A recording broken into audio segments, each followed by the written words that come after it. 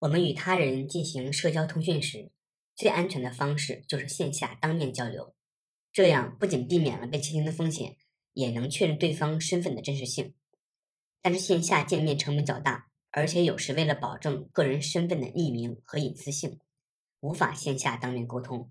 那这期视频来讲一下，有哪几种实时社交通讯方案，既可以保证自己的隐私，又能安全且匿名的与对方进行交流。那首先看到的是用户量巨大且常用的社交软件，其中 QQ 和微信是中国大陆人最常用的社交软件，同时也是隐私问题最多的软件。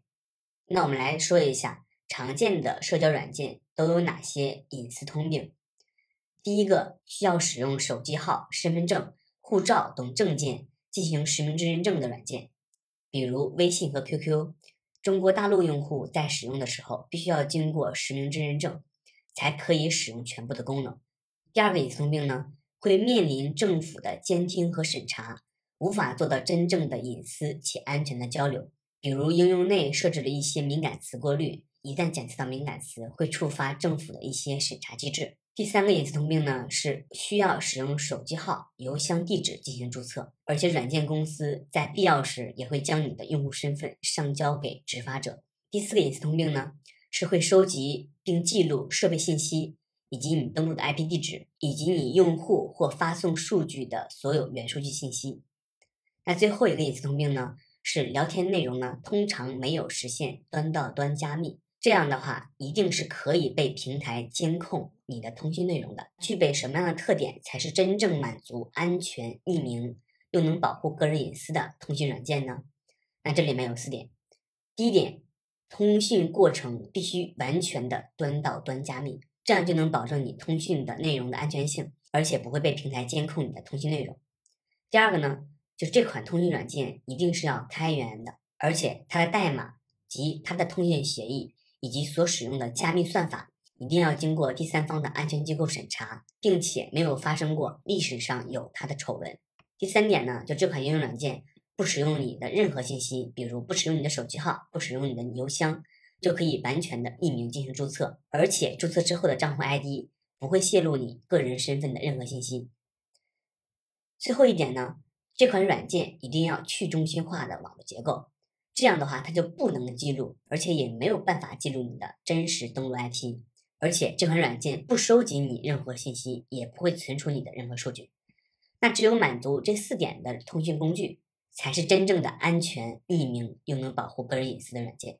下面我会介绍并推荐5款通讯工具，这5款通讯软件都是可以在不同场景下满足我们对隐私性、安全性、匿名性的需求的。那我们又把5款软件做了分类。第一类呢，就是具有独立客户端的应用。那我们推荐的第一个应用呢，就是 Session， 推荐指数呢是5颗星。首先进行一下基本介绍，这款软件是开源且跨平台的，支持群聊、语音消息、语音通话、视频通话。但是目前通过语音或视频与对方进行通话，会被对方获取你的真实 IP。可能目前使用的是 P2P 方式进行通话，并没有通过服务器进行中转，并且支持消息的撤回与删除、发送积分和阅后积分这几个功能。我们来介绍一下这款软件的优点，不需要使用手机号或邮箱号就可以完全创建账号。第二个呢，它生成的账户 ID 是一个随机 ID， 这个 ID 不关联你任何的个人身份信息。比如大家可以看到，这是我的个人 Session ID， 这一组数据呢是一个随机生成的，与我个人身份信息是没有任何关联的。第三点，服务器使用的是去中心化，而且呢它采用了区块链技术，这样就能保证你上面的消息以及你发送的文件没有办法被第三方操控或者进行篡改。那这是它的一个网络结构。第4点，软件的客户端首先是经过了3层的洋葱路由，然后呢连接到了服务器的集群中的随机的一台服务器，经过服务器中转，再一次的经过3层路由，最终把消息发送到你的对方。这样呢就能保证没有办法收集你的用户 IP 以及对方的用户 IP。Session 的第5个优点就是不会收集任何你的元数据和你的任何用户信息。然后呢，我们再来说一下 Session 目前的一些缺点。第一个缺点呢，就是我们上面说的，目前呢它是支持通过语音和视频与对方进行通话的，但是呢当前的机制并没有使用服务器中转，可能是直接与对方的 IP 通过点对点的方式来进行通话的，所以现在的功能会暴露你的个人 IP。建议呢，我们当前不要使用语音与视频通话与不信任的人进行通话。那期待呢，它能后续增加一个服务器中转的功能，来隐藏我们双方用户的 IP。第二个缺点呢，就是它没有前向加密。那什么叫前向加密呢？如果具备了前向加密功能，即使我们个人的私钥泄露了，他人呢通过我们的私钥登录到我们软件之后呢，也没有办法获取或者解密之前的历史消息。那因为呢 Session 当前不具备前向加密，所以一旦别人获取到了我们的密钥，或者以某种方式在其他设备上登录了我们的账号，就可以看到我们之前的历史消息。第三个缺点呢，因为Session这款软件它是在澳大利亚，因此呢它要遵守澳大利亚的法规。澳大利亚的法规要求科技公司在必要时要给予执法者权限，执法者可以获取加密的信息，但是呢无需配合其进行破解。这个担忧点呢，就是在必要时呢，我们的加密的信息呢是有可能被执法者获取的，但是也还好，因为毕竟是经过强密钥进行加密的，即使执法者拿到了加密信息，也不会轻易的破解。下面呢，我们来介绍一下这款应用的安装与使用。首先打开这个网址，然后呢选择你所需要的不同应用客户端，下载并完成安装。打开应用之后呢，它会生成一个随机 ID， 而且这个 ID 不关联你任何的身份信息。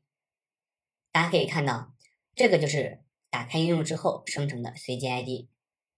点击继续，下一步我们来设置对外显示的昵称，然后点击开始使用。这个 ID 呢，其实也是你账户的公钥。那他人呢，通过 ID 加我们好友的时候，发送的消息也是经过这个 ID， 也就这个公钥加密的。第三步呢，当我们设置昵称之后，会进入这个界面，这个界面会显示我们账号的恢复口令。我们一定要在一个安全的位置保存我们的恢复口令，后面呢可以使用这个恢复口令在新的设备上再一次登录我们的账号。第四步呢，我们来演示一下通过 ID 加别人为好友，并且给对方发送验证消息。首先呢，点这个加号，然后呢点击新消息，在这个框里面输入对方的 Session ID。接下来呢，我们会获取一个对话框，这个对话框中我们给对方留言并发送一条消息，告诉他对方你是谁，希望与对方加好友。那只有对方确认并同意之后，你们才能建立一个真正的好友关系。这个界面呢有一个绿色的指示灯，如果指示灯为红色的话，代表还没有建立网络的连接；如果指示灯为绿色，代表当前已经建立了网络连接。那点击这个绿色按钮之后呢，我们会出现这个界面，这个界面会告诉你当前你 Session 绘画中所经过的所有的服务器节点，比如刚才的洋葱路由的节点，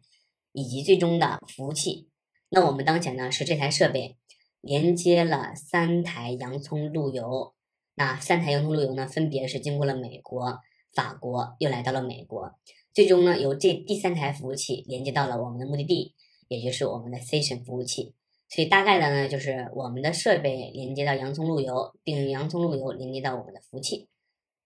这就是它的整个网络路径。我们来说一下 Session 软件常用的都有哪些安全设置，这样能加固我们的安全隐私。首先呢，打开隐私，根据你个人的需要选择性使用，把这几项呢全部是关闭。关闭之后呢，对方就没有办法看到你是否已经读了他发送的消息，或者说当前呢你是否正在给对方发送消息的状态。第二项加密内容呢，就是点击这个权限。我们上面已经说过了，因为当前与对方发送语音或者视频通话的时候，会显示我们和对方的真实 IP， 因此呢，我建议暂时还不支持通过中转服务器来发送语音、视频通话数据的时候，把麦克风权限以及语音和视频通话功能这2项全部关闭。然后呢，我们再来介绍一些扩展内容。如果你对 Session 有所了解的话，会知道 Session 是基于另一款非常安全的软件 Signal 的开源进行了一些修改，而 Signal 是支持前向加密的。为什么 Session 会取消了前向加密呢？那这里面有一些说明，官方给了一些回复。那概括的来说，官方认为永久密钥泄露的唯一方法，也就是你的物理设备被他人获取了。那官方认为，如果物理设备已经被他人获取，他人就可以恢复你所有的历史消息，因此呢，也就没有任何的安全可言。所以 Session 的官方把全项加密这个功能呢取消掉了。那更详细的介绍呢，大家可以访问这个链接来进行查看。下一个呢，就是 Session 对于澳大利亚的这款法规呢进行了一些说明与回复。那回复内容呢，简单来说，第一个呢，就是产品的安全设计的功能本身就可以保证它没有风险。第二项呢，Session 官方会主动引入第三方的权威安全评测机构，经常会对代码进行审查，保证产品自身就不存在安全及风险。更详细的说明呢，大家可以访问这个网址自己去了解。要推荐的第二个工具是 SimpleX， 推荐指数是5颗星。首先对软件做一下基本介绍，它是完全的开源且跨平台的，支持群聊、语音消息以及语音视频通话。那这款软件在语音视频通话的时候，我们是可以选择性的使用中转服务器进行转发，或者与对方 P2P 直接进行通讯的。那如果使用了中转服务器的话，是可以保护我们与对方个人的 IP 的。第三个呢，它也支持消息的撤回和删除，而且也支持限时消息，就是这个消息几分钟、多长时间之后自动消失。下面呢，我们来着重介绍一下这款软件的优点。第一个呢，就这款软件不需要使用手机号或邮箱就可以创建账号，而且呢，这款软件支持你创建多个账号身份，每个账号身份呢都可以与不同的人或者群组来进行对话。大概什么意思呢？就是你可以在这里面创建你多个个人资料，每个个人资料呢可以显示不同的名称，有不同的添加你好友的链接。每个身份呢，你可以用于与不同的人来进行沟通。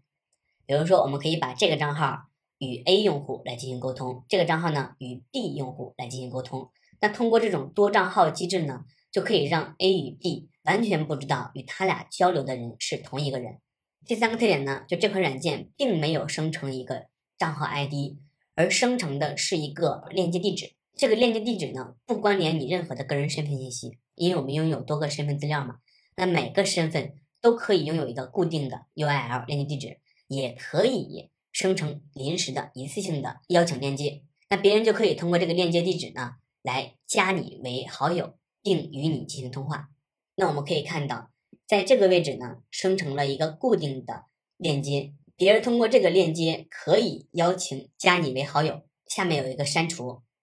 只要你不主动去删除这个链接，那这个链接可以长时间的去使用，通过这个链接加你为好友。那同样呢，在另一个位置，我们可以对不同的人生成一个临时的一次性邀请链接。大家可以看到啊，这个链接呢是一次性的邀请链接，也就是说你只有把这个链接发给别人，那这个链接呢，别人也只能使用一次来加你好友。当第二次去使用的时候，这个链接就无效了。同样呢，在你把这个一次性链接分享给别人的时候，有个选项叫做隐身聊天。如果你启动了这个选项，那它马上会创建一个临时的新身份，用于与这个好友进行通话。第四个优点呢，它呢是采用服务器去中心化的，而且它的底层呢并不是使用的服务器中转消息，而是使用了一个叫做匿名的临时的消息队列，完成了双方的对话。那怎么解释呢？我们来看这个图。比如说 C 想给 A 发一个消息，那首先呢，它会创建一个临时的队列，这个队列呢是经过 A 服务器来中转的，而且这个队列只能由 C 把消息发送给 A。当 A 想回复消息给 C 的时候呢，它会用另一台随机的服务器创建一个临时且匿名的信道，也是经过这个3服务器，也就是说 A 会把消息经过3号服务器发送给 C。所以大家可以看到， C 与 A 的通信是完全使用了2条临时且匿名的单向隧道，建立了一个双向的通话机制。那同理，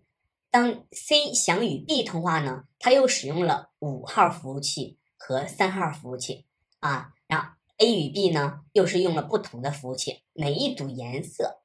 就是一个绘画。而同样呢，每一种颜色里面都是单向通信，而且每一次单向通信使用的都是不同的服务器，而这个队列呢又是临时匿名的，你可以随时换到不同的队列去使用。那基于这种机制呢，就可以保证你与不同的联系人进行通话的时候，采用了2条临时的匿名方向，而且使用的都是临时的服务器。这种机制就能保证你的这个身份的匿名性，而且呢，服务器也不知道 C 和 A 是谁，而且呢，也不知道 C 和 A 的 IP 地址是什么，因为它本身不记录 IP 地址。这个呢，也是 SimpleX 这款软件安全的一个核心机制啊。第5个优点呢，就这款软件它其实可以支持你用你自己的服务器去搭一个叫做 SMP 的服务，那你呢就可以搭一个你的服务器，然后呢你去订阅这款服务器的消息，那别人就可以通过你的服务器来给你发送消息。你不搭自己的服务器的话，也可以使用它内置官方的一些服务器，这都是可以的。第6个优点呢，这款应用本身就支持，也建议我们使用 TOR 网络来去连接它自己的 SMP 服务器。这样的话，我们上面也讲到了，经过洋葱路由是可以非常好的隐藏你的 IP， 而且呢，官方的中转消费列也没有办法收集你个人的语言数据和你的任务信息的，它也没有办法收集的你用户 IP。那怎么使用呢？就是在这个位置，对吧？配一下你的TOR 网络的代理端口，然后启用代理。而且一旦你的代理是支持洋葱网络的话，那我们就可以使用它每台服务器的洋葱地址，那更好的隐藏了你的 IP 地址。第7个优点呢，就是它所有的消息，包括你的文件，都只存在你当前登录账号的这台设备本地，所有的数据库都是经过加密的。而且这款软件也支持前行加密。前行加密呢，在 Session 的时候我们已经介绍过了。支持前行加密的话，就是即使别人拥有了你的密钥，也没有办法恢复你之前的历史消息。那这边呢，我们可以随时把我们这台设备上面的数据全部导出到另一台设备上，然后呢，在另一台设备上呢，把数据完成导入，然后呢，在本地把我们的数据库完全删除就 OK 了。这台设备非常干净，并且不保留任何消息的一台设备。第8个优点呢，就是这个软件它其实是支持一些基本的 Markdown 语法的，比如加粗、斜体、删除、彩色，或者说是隐藏消息的这种机制啊，这都是这个软件支持的。第9个也是我认为非常好玩的一个优点，就是这个软件它支持通过命令行终端的形式来与对方进行沟通。那因为它本身是有 UI 界面的，那有一些服务器上面，如果我们想使用这款软件的话，它也是支持的。比如这边我们举例哈，如果 A 想把消息通过群聊发送给 B 和 T 的话，大概呢就是情况这样，用井号键，然后呢某一个群组名称，然后把消息呢分别发送给 B 和 C。那当然了，我们也可以通过命令行终端与某一个特定人去发消息，我们可以通过私聊的方式把消息发送给 T， 然后呢 T 也可以把消息通过命令行发送给我们自己，这是它的一个通过命令行终端发送消息的一个演示。那这款软件呢也有它的一个小缺点，就是当我们收到新好友的请求时呢，这个请求有一些延迟，并且只有你想加的好友他在线，并且通过你的请求的时候呢，才能与对方完成新对话的连接，否则的话，在你的界面这块会显示一直是建立连接中。下面呢，我们来快速的安装并使用。首先打开这个网址，完成应用的下载，然后呢，打开界面之后呢，它会提醒我们创建一个新的个人资料，这个位置只需要你输入你的昵称，也就是对外显示你的一个名字。下一步呢，设置你的数据库密码，这个密码一定要设置好，而且一定要保存好，否则一旦你的密码丢失，就没有任何办法恢复你的聊天数据。这个密码呢，每次登录都需要输入，当然呢，也可以在设置的界面把这个密码呢让它默认保存并输入，就可以减少我们每次登录都输入的一个麻烦。为了增加我们个人安全性呢，下一步我们需要在应用内配置并使用洋葱网络，也就是 TOR 代理，然后呢，并经过它连接到 SMP 服务器。首先呢，在你的本地要打开 TOR 浏览器，这样的话，你的本地就会监听一个9150端口，这个端口呢就可以给其他的应用来提供使用洋葱路由网络来上网的一个代理服务。那再打开我们的森摩擦软件，在设置界面呢，选择网络和服务器这个选项，点击使用 Socket 代理这个位置的端口，然后呢，在这个位置输入我们本地的 localhost 以及当前 TUR 网络设置的代理端口，比如我们是9150，然后呢，点击保存，保存之后呢，使用洋葱主机的时候，点击当可用时这个选项一定要勾选。下一步呢，点击这个 SMP 服务器。这个界面呢，你可以添加你自己已经私有化部署的一个服务器，或者说你不用添加，直接使用它内置的这些服务也是 OK 的。然后呢，我们点击测试服务器，一旦前面这几个勾全部打上了绿色对号的话，代表呢我们当前是使用了代理服务，也就是 TUR 网连接到了官方的这些服务器。然后呢，我们点击保存服务器。下面呢，我们来建立一个自己当前身份的固定邀请链接。点击设置，然后这里有一个你的地址，这个地址呢是固定地址，也就是说一旦你点击之后，它会生成一个固定地址。这个地址你分享给任何人，别人可以长时间多次的去来加你为好友。那下面呢有个删除，只要你不删除，这个固定的地址一直都是可用的。我们也可以建立一次性的临时邀请链接。那我们点击这个加号，然后呢添加联系人，在这个位置呢，它会给我们生成一个临时且一次性的链接。这个链接只能使用一次，我们无论使用这个一次性的链接或者上面的固定链接，别人都可以通过链接来与我们加为好友进行通话。我们现在演示呢，假设我们把链接发给了别人，或者说我们获取到了别人的链接，如何与对方加为好友？把我们的这个复制的链接在这个位置有一个输入框，把它复制过去，然后呢点击回车，它会直接弹出这个界面，它会问你与这个人进行通讯连接的时候，你是使用当前的配置文件，还是使用一个新的身份与对方建立连接呢？那我们可以根据你的需求，比如说跟某人只是一个临时的对话，那你就可以建立一个临时的身份，对吧？你可以做好身份隔离。一旦呢对方确认并同意你为好友之后呢，你们俩就可以发起对话消息了。比如说呢，您可以给他发送消息，对吧？那他也是可以给你回复消息的。下面呢要来讲一下这款软件可以做哪些安全设置来提高它使用过程中的安全性。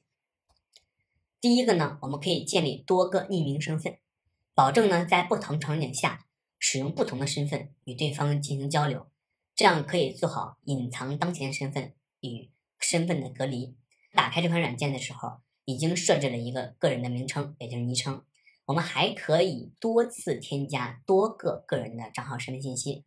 比如说我们这边再创建一个身份信息，然后呢，我们可以根据不同的情况与不同人进行对话的时候，选择激活不同的身份。第二项呢，因为这款软件也支持语音视频通话，那同样它也支持通过中继的方式与对方进行沟通。那这边也介绍了，中继服务器是可以保护你的 IP， 也能保护对方的 IP， 这样你们两个人就不会泄露个人 IP 的。那它的缺点呢，可能就是会增加一些对话的延迟，以及可能通话质量不佳。但是呢，我还是建议打开这个中继，这样就能避免我们 IP 泄露。第三项呢，我们一定要设置一个应用的启动锁。打开隐私和安全，然后呢，打开这个选择这个 Simple 锁定，设置一个密码，对吧？这个密码，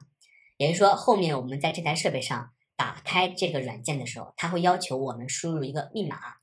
最后一项的安全设置呢，就是我们与不同的联系人都可以设置与他的对话权限。比如说，当我们与 A 对话的时候，我们可以设置跟他呢是可以发送语音消息，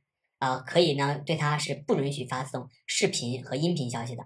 那我们与 B 对话的时候呢，就可以设置允许他给我发音频和视频对话。那每个人呢，你可以设置不同的对话权限。那很多功能呢，你可以慢慢的学习和尝试。那第六个呢，对于这款软件的一些扩展内容，我们还要来交代一下。如果你对扩展内容呢不是很感兴趣，你可以直接跳过去看下一款软件的推荐。官方给了我们一个指南，手机端如何使用 TUR 网络连接森摩擦。简单的概括呢，就是手机上面启动 TUR 网服务，然后呢打开森摩擦，与客户端一样配置9150的一个代理端口。第二个呢，官方也告诉了我们该如何安装部署一个自己的私有化的服务器来接入网络。那简单的话就是使用官方提供脚本，然后呢生成一个这个链接，在应用内呢配置并添加这个服务器地址。我们上面呢多次提到了与对方建立对话的时候有一个添加好友的链接。那这面呢我们来介绍一下这个格式是什么样的，格式里面都有哪些信息啊？首先你生成一个邀请链接可以发送给别人，别人可以通过这个链接来加你为好友。那我们来解析一下这个链接都有哪些重要的内容。首先把这个链接通过 URL 进行解码，解码之后呢得到的一个内容呢是这样的。大家可以看到我画红色的这段下划线的这个内容呢，我们把它摘抄到这个位置。那它的内容主要就是首先前面这一个字段都是我们要连接的这个服务器的认证指纹，大家可以理解成是一个证书的指纹信息来对这台服务器进行认证的。然后呢后面这个位置就是这台服务器的域名信息和端口信息，默认如果你不填端口呢，它是有个官方默认端口的。如果你自己去搭建这台服务器，后面你可以写上一个冒号端口信息。然后我们再来看这个黄色的下划线是什么呢？黄色的下划线是你的这个客户端，当你与这台服务器建立连接之后，你的这个队列的 ID 名字啊，是一个 ID 名字，就是我们上面经常提到那个匿名的消息队列。那你呢，这个队列的 ID 是什么？在这个位置是有的。那这个绿色的内容呢，在这个位置，它呢其实就是你的公钥，也就是说别人当加你好友的时候，会通过这个公钥进行消息加密，加密之后发送给你，那只有你的私钥才可以解密这个消息，这样也就实现了消息的端对端加密。最后一个这个紫色的下划线呢，大家可以看到它其实呢就是一个洋葱路由地址。我们也说过，本身这款软件是支持使用洋葱路由这个网络连接到服务器的。那这个位置呢也提供了，如果你使用的代理是支持洋葱网络的话，那它就会主动的去尝试连接洋葱路由的域名地址，也就是会替换这个明文的域名地址，而是去采用这个洋葱路由地址。这就是对话链接的格式解析。第四个呢，这个也是整个应用的安全核心，跟上面第3点其实是类似的。简单的概括呢，就是首先你注册并监听一个队列，然后呢把你的链接生成了一个链接地址，这个链接地址呢发给了别人，别人呢通过你的链接地址连接到了你的这个发送的服务器，然后再把消息发送给你，大概是这个过程。因为使用了这个临时的匿名单向队列进行转发消息，所以双方各自都不知道对方的任何信息，包括你不知道对方的 IP 是什么，你也不知道对方的身份信息是什么，你也不知道对方的原数据信息是什么，这才实现了真正的匿名且隐私的安全对话。